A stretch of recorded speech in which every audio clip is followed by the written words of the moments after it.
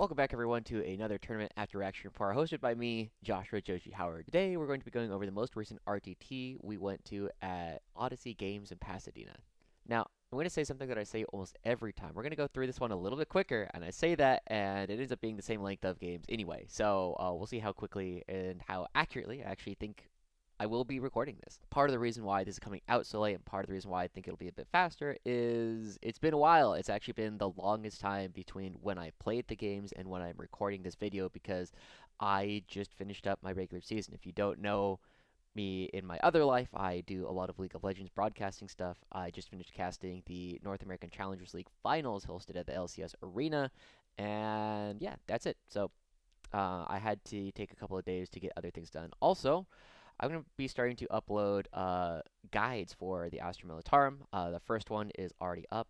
Hopefully, if I can figure out how to do it, I will put a link to it right here where you can learn the first things about how to play Kasrkin in 40k. Couple of quick thank yous out of the way. Thank you, of course, to the hosts, Odyssey Games in Pasadena, for getting everything set up. The person who was supposed to open the door ended up being a little bit late, and so a lot of us got stuck in the rain for a little while, but they made it up to us by buying pizza for everyone, so that was, that was a good time. I don't know if y'all can hear that, but my roommate is also a League of Legends caster, and he is right on the other side of that wall. So, if that's a problem, I will find out later in the recording. So let's talk about the list I brought to this event. So to start with, I had not actually intended to go to the event that I ended up going to. I was intending to go to a different event called Game Ogre out west, and I believe it's called Westlake Village, something like that. But there was flash flood warnings, and I was like, well, maybe I can make a deal with myself. Instead of driving all the way out to Game Ogre through all the flash floods, I can just drive to Pasadena and not have to drive through all the flash floods. And so that's what I ended up doing. So I didn't have a lot of prep going into this event, just because I did not think I was going to be playing against these players. But with that in mind, I was talking to Team Canada guard player Nick Jagello, and with that in mind, I ended up putting together this list with some of his recommendations. The main point of this list is I am playtesting a couple of different things on how I want to be playing on Games Workshop terrain, which I do have a couple of GTs coming up in the near future, namely the LA Classic in 2 weeks, and then the Loaded Dice GT at the beginning of May that I am planning to play in. And those are all going to be on Games Workshop terrain, and unfortunately, the Storm Sword does not fit there. So I do have to come up with something entirely new, and this is me playtesting the new list. So the list that I ended up bringing this weekend was something that Nick has been having some good success on in his games in Canada. It includes Gaunt's Ghosts, Lord Solar Leontis, Ursula Creed, a platoon command squad, and an infantry squad. And these guys, except for the Gaunt's Ghost, all just hang out in your own deployment zone and you give orders. And Lord Solar is the only thing that can give orders to vehicles in this list, and also the only thing that can give orders to Bullgryn in this list. And so it is very nice to have them all together, but they do a good job screening out your backfield and give orders to the Manticores that I was bringing. Other units that I was bringing is the classic 3 units of 6 Bullgryn each with the invulnerable saves as well as the bats, and these are massive bullies. You point them at the no man's land objectives and your enemy's home objective, and you make it there as often as you don't, which is a problem for a lot of armies. We also brought 2 units of Kasrkin with double Melta, double Plasma, the whole shebang. And then after that, we brought 2 Manticores, 2 Scout Sentinels, a Chimera, and a Callidus Assassin. But the one thing that was a little bit of spice that Nick has been really enjoying, and I will talk a bit more about how I had success with this unit, was 2 units of 10 Rough Riders, Attilan Rough Riders, not the Deathcore ones, that all have hunting lances. Now, I really, really want Rough Riders to be good. Part of the reason why I've been struggling with them in the past is even if you rapid ingress them during your opponent's turn, on a lot of player plays terrain, you just do not have places on the sides. The edges of the board are almost completely open, and that changes a fair amount on Games Workshop terrain. You have a lot more places towards the edge of the board where you can come in from strategic reserves and hide, and crucially, a lot of Games Workshop terrain will allow you to run over it because it is not walls, it is just footprints of the ruins. Let's talk a little bit about the lay of the land, though. Because the ITC season is so early, the information that I get from the ITC rankings is not super accurate, but I did recognize a majority of players who are participating in this event. Of the people that did show up, there were about 20 that I did recognize, and a lot of them are pretty strong players. I'd say about a third of them are tournament players who I would not be surprised if they went 3-0 at the event.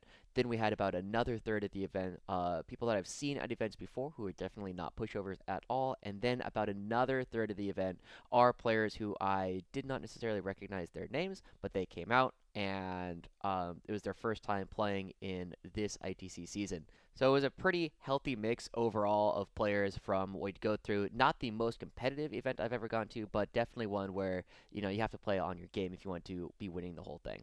Other thing, as always, most of the RTTs, from what I understand, are still going to continue being player placed terrain just because that is what a lot of the local stores have terrain for. A lot of stores are not yet ready to make the switch over to Games Workshop terrain, even though that is what some of the GTs around us are going to be doing. So, with that in mind, I did expect that my list would be a little bit less effective than I wanted it to be, and also because it was my first time playing this exact list, it was not something that I was necessarily expecting to have a ton of success on. So let's go ahead and start talking about the first game that we played at this event. Our first game, we ended up playing up against Aaron and his Custodes, and he was playing an all-infantry version of Custodes. Aaron was running Trajan Valorous, a Blade Champion with an Inspirational Exemplar, which gives him the 5-up leadership and also the ability to unbattle shock something. Basically like a Commissar without the killing.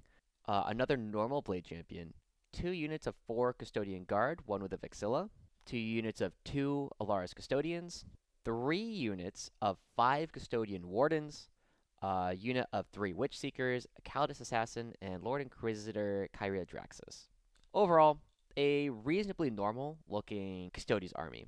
Now, going into this one, going onto this player placed terrain, because we were at one of the lower tables, our terrain was not as good as it would be on some of the higher tables. One of the things that I know Odyssey has relied on a lot in the past is certain members of the Xenos Petting Zoo community will come out and bring terrain, but I know that was not something that we had at this event, and so as you can kind of see from this photo, the ruins that we had were a little unusual, shall I say. And we were also playing with the FLG rule of nothing can be placed within 4 inches of the center. So that means that the center no man's land objective will always have no terrain on it whatsoever. But looking at the army that Aaron is bringing, one of the things that I have been slowly been coming around to is the idea that you do really want to be running double Callidus, the big laser las cannon tanks that the Custodes can bring. And a big reason for that is, as you can see, as soon as I saw what it was that Aaron was bringing, I turned my ruins and turned the entire side of my field into a killing zone. And one of the major things that you will be able to see is that my Manticores were able to be direct fire tanks this entire game because there is no shooting at all on the side of Aaron's side of the board. But for the most part, I ended up deploying a lot of my things kind of on the line with the intention that I was going to be moving out towards my natural expansion and controlling that. Oh, the mission that we were playing was Mission J, Priority Targets, Chilling Rain, and Crucible of Battle. Now, in the past, I have struggled on this mission. I've also kind of struggled into Custodes, and so I was really going to be relying on punishing Aaron for any major points of aggression that he had where he didn't react correctly. And as you can kind of see, I overloaded a lot of my forces on the west and northwest, especially once I saw that Aaron had deployed almost all of his army to play for my northwest, or what I would oftentimes call my natural objective, right? The one that I'm going to be playing for. And because he left the one in the southeast largely alone, it ended up being a bit of a problem for him later on. But crucially, as Aaron goes first, I'll take you through a couple of key moments through this one. The big thing is he moves a lot of his both units of Wardens out in the open, and it's kind of hard to entirely hide them if he wants to be scoring any primary on his turn 2. But what happened on my turn 2 is, I move all of my guys, I set things up, and of course, my Manticores have direct line of sight onto both units of Wardens. And I ask Aaron at this point, would you like to pop any of your Feel No Pains on the Wardens, the 4 Feel No Pains, the once per game that you get at 4 phase? Would you like to do either of them now? At the same time, I had the Manticores able to shoot both, and I was also kind of holding a gun to his head with the Rough Riders being ready to charge in the northwest. And Aaron ended up popping the 4+ Feel No Pain on the Wardens in the middle, and that was fine by me because I said, okay, cool. All my Manticores and all my shooting is now going to be going at the ones that you didn't pop the 4 Feel No Pain on. And I ended up talking to him a little bit later on and said, hey, here's probably what you wanted to do instead, and here's why, right? Because as soon as I have the one unit that I'm going to be shooting at, it's probably not going to ever get to the point where it gets to use the 4 Feel No Pain because I'm going to kill so many of them that even with the 4 Feel No Pain, my Rough Riders will be able to kill it when they charge. But basically, my Manticores open up and they kill, I think, all of the Wardens with the Blade Champion that he had moved to try and go towards the west. And crucially, I also charged the one in the center, which I had not done a ton of damage to, with Bullgryn, Scout Sentinel, and Rough Riders. And it did not have the 4 Feel No Pain, and I think I killed 3 or 4 of them in that moment, which was a big deal, right? I just killed effectively 2 units of Wardens in one turn, which is a lot of points that the Custodes player is trying to spend. And then on his turn, he ends up bringing in Kyria Draxus and Guard from his side of the board, but they came in, and then Trajan's unit came in as well. And I had mostly left the northwest objective alone, but I did put Gaunt's Ghost on the southeast objective. And also, I think I had strung out some Kasrkin to be on both the middle objective and the southeast objective. And they chucked a melt on mine. Even though we did see the Callidus and the Kyria Draxus unit get onto the southeast objective and do a lot of damage to it, and Trajan came over, and I think they wiped a unit of Bullgryns. They wiped something. But there are a couple of cool tricks that I ended up pulling off. The first one is at some point, I charge my Rough Riders into the Sisters. And because I could only get one of them into base space with the Sisters, I can then kind of move the other Rough Riders however I want, and I use them and did the really cool trick of they will be 1 inch away from all of the Wardens, the Custodian Wardens that is in Trajan's unit, and when I activate, he can't use the fight first because I can just pile in, and his unit is not in engagement to pile in or to engage in the first place. And so I was able to do that to get some decent damage from the Tillen Rough Riders into Trajan's unit off the bat. And even though when they swung back, they did quite a bit of damage, when they consolidated into my Bullgryn, they did it through a wall. And this becomes really important because on his next turn, he ends up charging the solo Blade Champion into my Bullgryn, which then allows me, because he is not in base to base with me, to shift my guys in such a way that they're no longer in engagement range with the Trajan unit. And 6 Bullgryn just sit there and they beat the Blade Champion to death. They're too muscly, they're too big, too ready to go. And I'm also able to use the Manticores to clean up the Trajan unit after that. So he's effectively out of all of his Warden squads by turn 3. They're all just dead. And he also makes a big mistake in forgetting to bring his Alaris in. And basically the compromise that I made with him is, hey, if you want, at this point, you can deploy them in your deployment zone somewhere, and I'll be okay with that.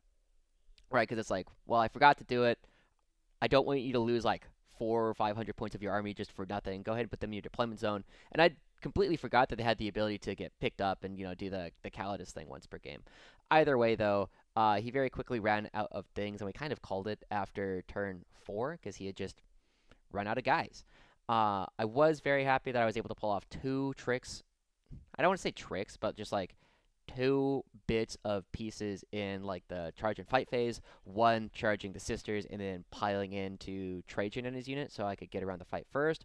And 2, when he charged in with 1 unit, it allowed me to pile into that unit such that Trajan was no longer able to swing on his turn. So Trajan and the Wardens effectively lost an entire turn because they decided to stay in combat through a wall with my Bullgryn, which ended up being a huge deal for the game. But overall, this one, I ended up winning it 100 to 64, and we had a fair amount of time. So Aaron, actually really cool. He and his buddy Teo, we talked for a little while during lunch. We sat together, and turns out he lives like a couple blocks away from me, like less than a mile away. So we're probably gonna get some games in, and I think if he's interested, and I'll send this video to him, if he's interested, I can definitely help him improve his understanding of all these different ways to play, and hopefully we can get him out to start doing better at events soon. After that, I had my next game going up against Connor and his Tau. And I've seen Connor before at events, but I've never had an opportunity to play him. And he was running a bit of an interesting Tau list that I've seen similar styles to, but not necessarily seen this exact kind of list in the past. And of course, he's running Cao Yan. The Tau Codex is not considered legal yet at my current events, but he was running Dark Strider and Long Strike. One, two, three units of Breachers, none of which had a Cadre Fireblade. Three Devilfish, two Ghost Keel Battlesuits, one normal Hammerhead, a unit of Kroot Hounds, one unit of Pathfinders, three Riptides with Ion Accelerators and twin Plasma Rifles, and then three units of Tetras. He was going to do a lot of shooting, he was going to have a lot of range, and he had a lot of battlesuits. A bit to my chagrin, we ended up playing this one on Mission L, which is Scorched Earth, Chilling Rain, and Dawn of War. And I knew right off the bat that I was going to have a bit of a disadvantage in this one because Connor shoots a lot better than I do. And on Dawn of War, whoever goes first, if they are shooting armies, can oftentimes have a massive alpha strike into your opponents. And I would not be able to hide everything, and it was going to be a problem if I went second. Luckily, I ended up going first in this game.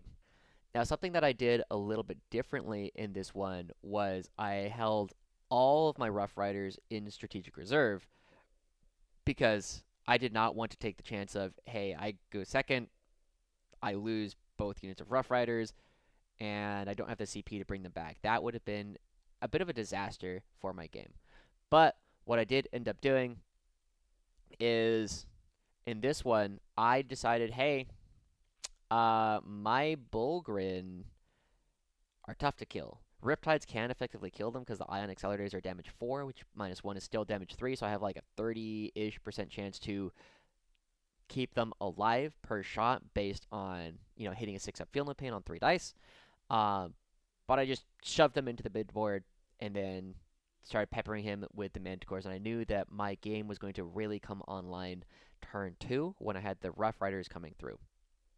Crucially, I also knew that on Scorched Earth, I just need to control 2, so I put Kasrkin hiding behind a wall in the western objective, and then, of course, all of my guys in the in my deployment zone objective, and just went from there. And then I started shooting with the Manticores, and I did a little bit of damage, but nowhere near the kind of alpha strike I could have taken if Connor went first. Crucially, Connor also kept both Long Strike and the Hammerhead off the board so that they would be able to come in later and kind of pick and choose their targets.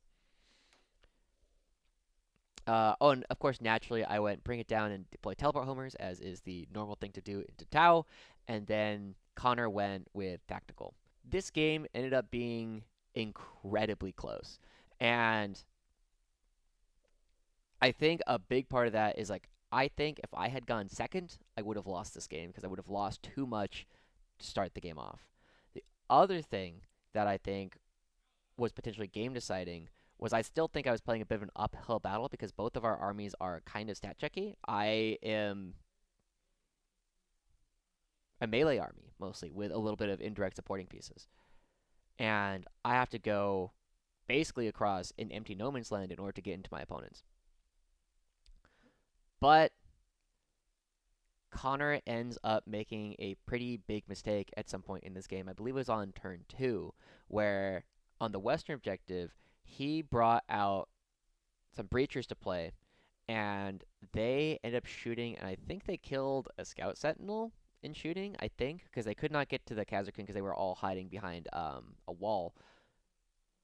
And that wasn't the mistake. The mistake was after that, he took his Breachers and charged them into my Chimera on the west.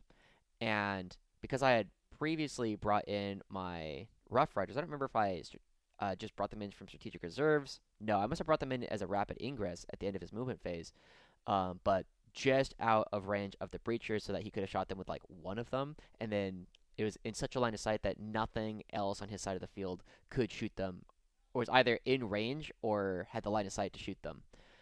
But the mistake was actually taking the breachers and charging them into my Chimera. And at this point, I'm sitting on 4 command points, or 4 or 5 command points. It was a lot of command points.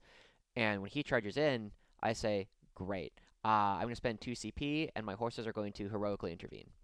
And in general, um, most of the time, I do know that some people would feel that that's a bit of a gotcha. Um, but I don't really feel like it is. Anything that is in the core rules of the game and is not something that is like a special Astra Militarum role, I don't really feel like I should be expected to remind people of that all the time. Um, and I have been on the receiving end of it as well, saying, if I'm not thinking about the core stratagems and the core rules of the game, I've got myself in trouble in the past. And this was definitely one of the times where it ended up getting Connor in trouble because not only did, I think he swung with his breachers. They, I think they did a wound. Maybe they killed one rider. But crucially, of course, the Rough Riders on their charge, they get a good charge. Also, they're able to pile in. And then after I did all the killing, they were slingshotted, right? Instead of being move blocked by the breachers because I couldn't move through them, I was just able to run past them. I got the 6-inch charge. I got um, most of a 3-inch pile in, and then that just put me in range where on my next turn, these Rough Riders were able to charge both some Tetras and also a Riptide. And I don't remember exactly how. I did a lot of damage to that Riptide, but I did end up killing it a bit later in that game. And so suddenly having Rough Riders in the Tetras and also in with his Riptides was a big deal. Even though the Riptides could fall back and shoot, I did end up killing it, and that created a lot of pressure on Connor's side of the board. The other major thing that I remember happening in this game was I brought in some horses on the eastern side of the board, and they were able to make some crucial charges into his eastern flank. And I did some decent damage there, but crucially, I kept him off of his eastern objective and the one in the center for long enough that effectively Connor only got 5 points of primary on Scorched Earth on turns 3 and 4, which ends up being the major deciding factor in this game because I kept him off of those objectives. And ultimately, I think other than that, this game was largely like he shot at Bullgryn. I'd either spike at the beginning. I spiked really well in terms of my saves, and then it kind of evened out over time. But Bullgryn just are really, really dumb, you guys. Like they just take forever to kill, and the only thing that happened over the course of this game was, he did a good job. I only scored deployed teleport homers in his DZ twice, so I ended up getting a 17 on deployed teleport homers. But at the very end of the game, I end up tallying everything up, and I say, hey, here's the score that I see. I have 87 points, and you have, he had 81 at the time, which meant in my head that after he scores his primary at the end of his turn and also burns the eastern objective, which he was able to start doing on turn 4, um, he would be 6 points behind and need to score secondary. Now, crucially, he drew Overwhelming Force and Investigate Signals. And he was able to get Overwhelming Force very easily, shooting off a full unit of Rough Riders on his home objective, and then I had one other one that was like on a wound or something that he was able to kill. But crucially, anyway, on the last turn, he ends up shooting them off, gets the 5 points on Overwhelming Force, doesn't score no signals, but or Investigate Signals, but what we end up realizing is that it didn't matter if he went for Investigate Signals or not, because he scored 15 primary, scoring 2 objectives and 1 No Man's Land burn, but he had already maxed his secondary. With Overwhelming Force, he'd already had 36 of his 40 secondary going into turn 5, and so what we did not realize at the time was it was not possible at that point for Connor to win because he got 40 points on secondary and 35 on primary. And that meant that I ended up winning this game 87-85. It was a 10-10 draw in WTC rules, but it was a very, very close game. And I do legitimately think the major thing that happened in this game was, again, the Breachers charging into the Chimera and allowing me to get extra movement on my Rough Riders, which slingshotted them into his backfield, created a lot of pressure in the northwestern part of the map, was able to let me kill a couple of Tetras, kill a couple of battle suits over there, and it ended up being a big deal. And so I would say that the Rough Riders having the extra movement and the rapid ingress tools on the Rough Riders does make them surprisingly good as long as you can get them into the targets that they need to be hitting. And I remember asking Connor afterwards how he felt about the Rough Riders, and it's interesting because my roommate is also a Tau player, and he says he thinks they're a bit of a joke.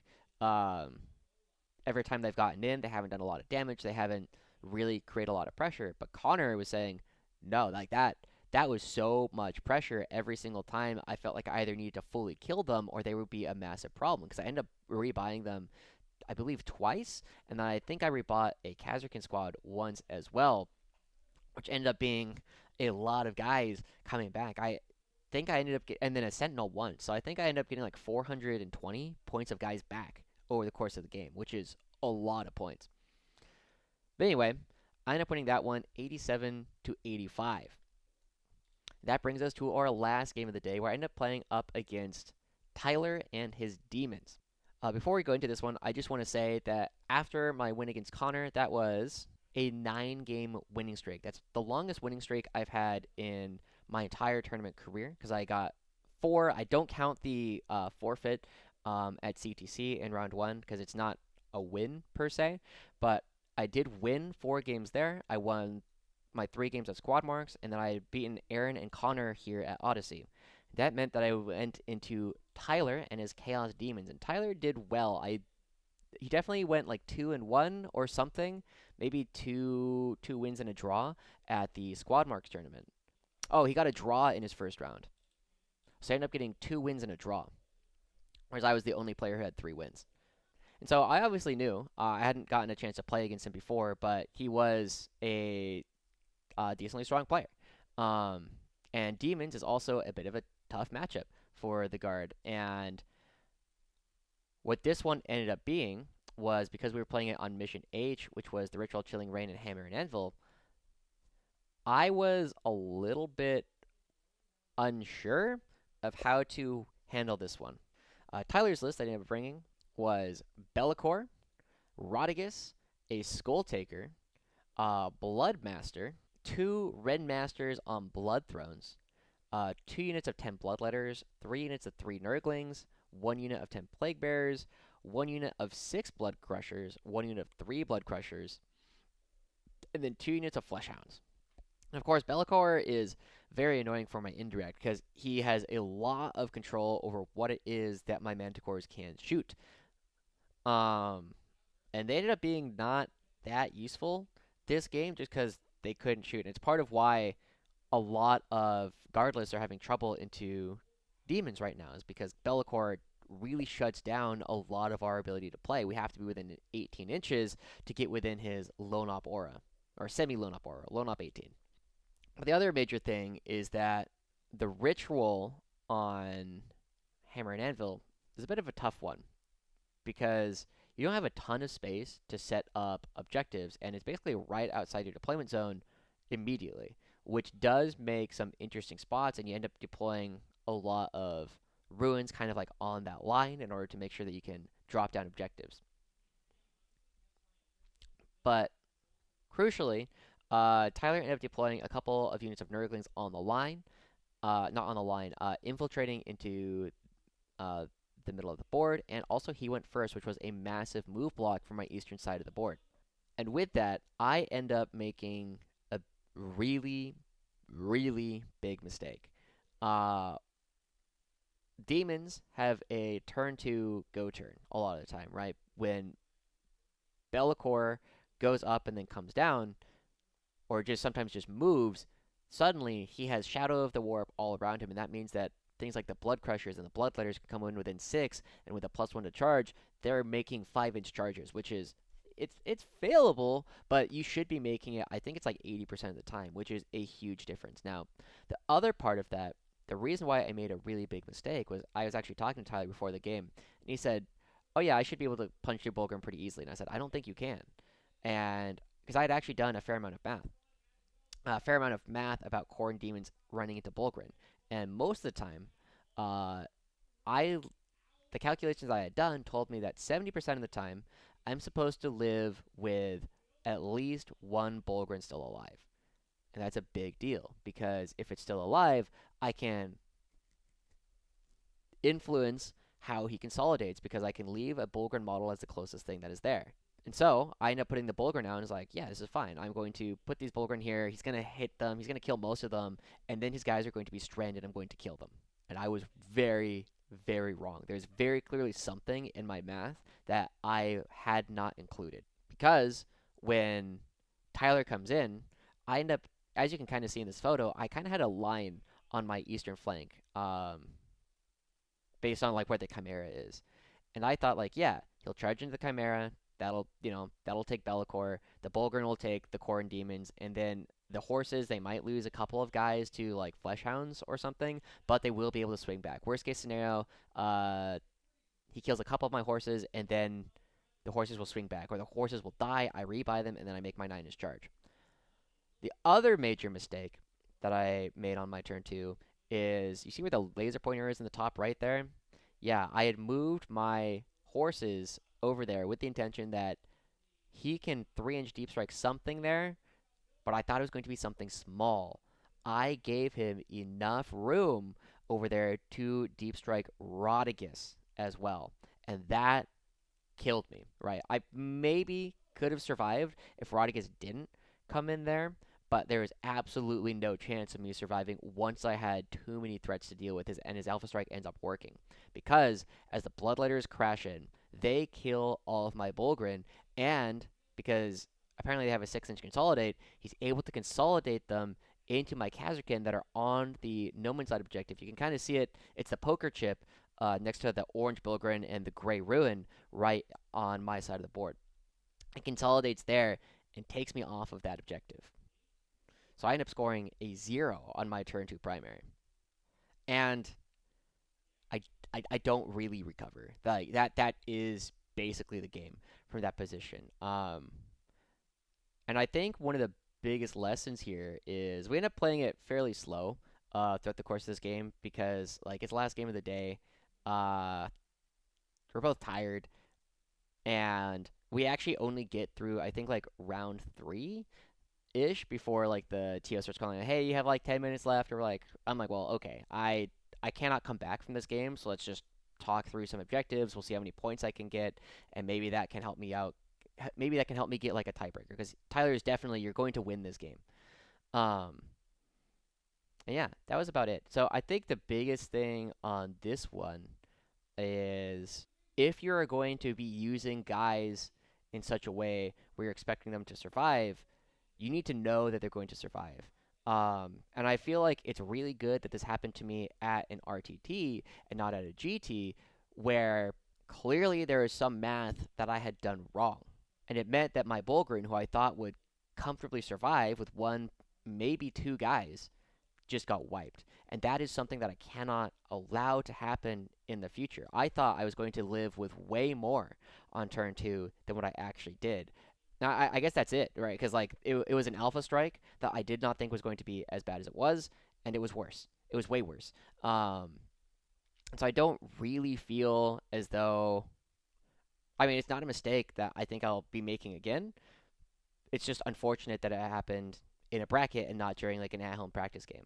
So I ended up losing this one 36-95. And this is two things. One, it is the stop. As I said, I was on a 9-game winning streak before I ran into Tyler.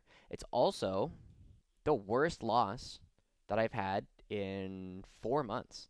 I lost by 59 points.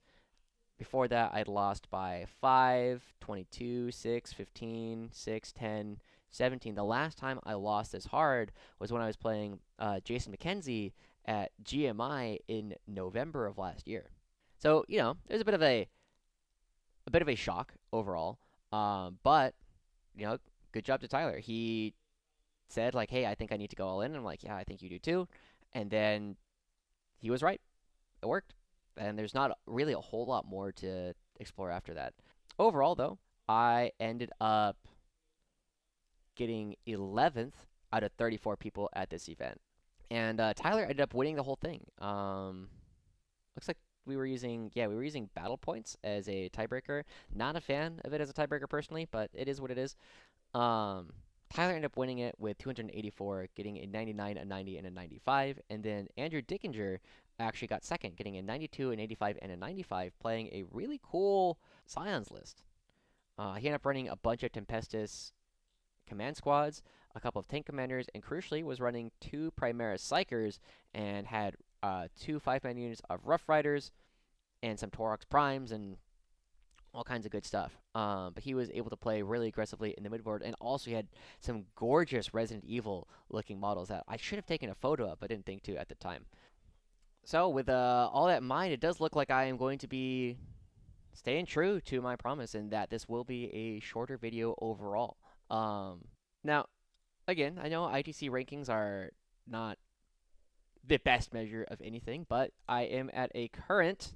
But if this was me last year, where I didn't understand the ITC system, where I did not understand the ITC system as well as I do now, I would have been very excited because I hit rank number 31 on the global ITC ladder. Now, of course, this doesn't mean a whole lot. It mostly means that I have played 6 events at least and have done reasonably well at them.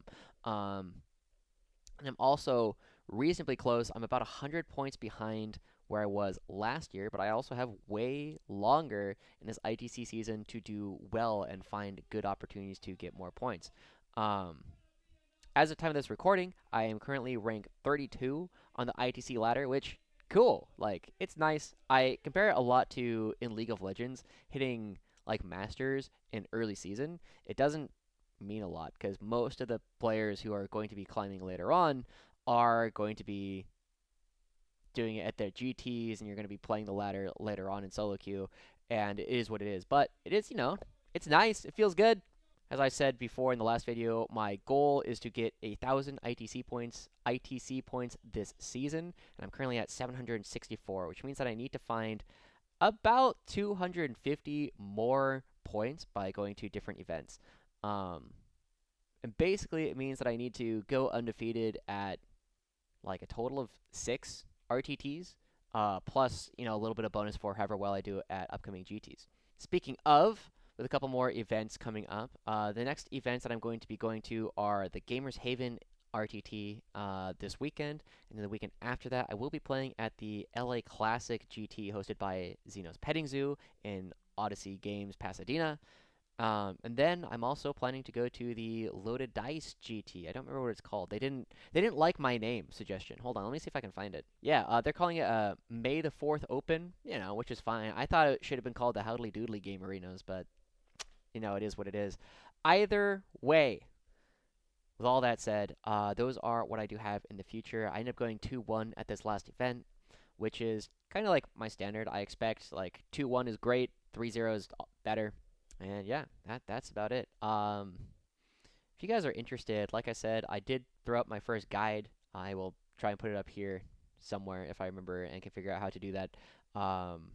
If you guys are interested in learning more stuff about Guard, let me know. In other words, thanks for supporting me on this journey, and I'll see you guys all at the next event. Peace.